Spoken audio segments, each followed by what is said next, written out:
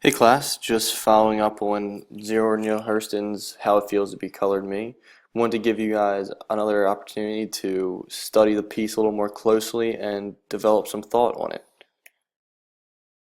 Now, I want you guys to write a short responsive essay in which you identify one or more sections within the text where the author creates effects such as mystery, tension, surprise, etc.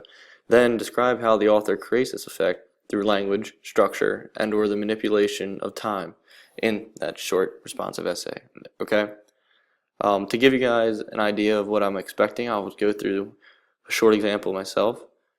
And what first thing you need to do is just get online, and a quick Google search should suffice, and just look up how it feels to be colored me. The first thing I saw was right here, virginia.edu. I clicked on it, and it served to be a perfect source. Now, because we've read this before, I'm not going to go through and read everything all over again. You guys were supposed to have read and discussed in class the other day. If not, go through it by yourself, get the context of it. But as we talked about, it's really about Zora and her experience in the South being comfortable in her own skin. Now, the section that I found to be the most applicable for this kind of essay is right here, in which it says, during this period, white people differed from colored to me only in that they rode through town and never lived there. They liked to hear me, I, speak pieces and sing, and wanted to see me dance the parse, me, la, and gave me generously of their small silver for doing these things, which seemed strange to me, for I wanted to do them so much that I needed bribing to stop. Only they didn't know. The colored people gave no dimes. They deplored any joyful tendencies in me, but I was their Zora nevertheless. I belonged to them, to the nearby hotels, to the county, everybody's Zora. Now, I felt this section was pretty strong because it established the tension between black and white communities.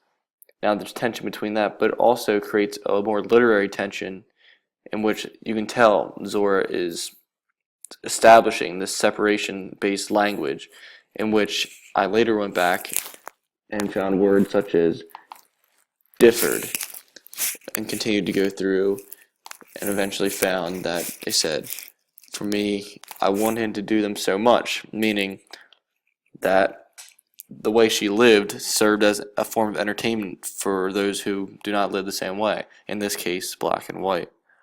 And then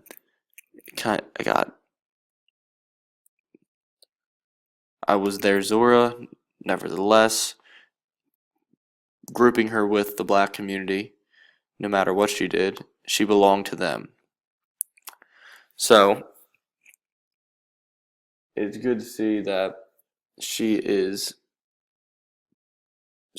bound by social construction of race to one community and not able to elevate herself to so-called superior white culture.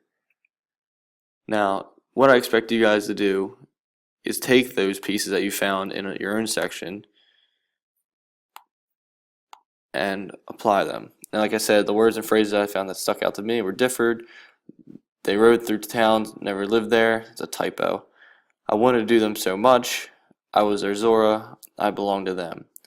In these words and phrases, tension is created through separation-based language, in which then you could develop a short essay talking about how these words made you feel, or at least the author had her own interpretation of it. So I'm just basically asking you guys to write a short essay. Please take it seriously. It's not going to be a huge part of your grade, but it is very important that you guys show me that you understood what we talked about in class and are able to develop on this. So have a nice day off and good luck. Thanks.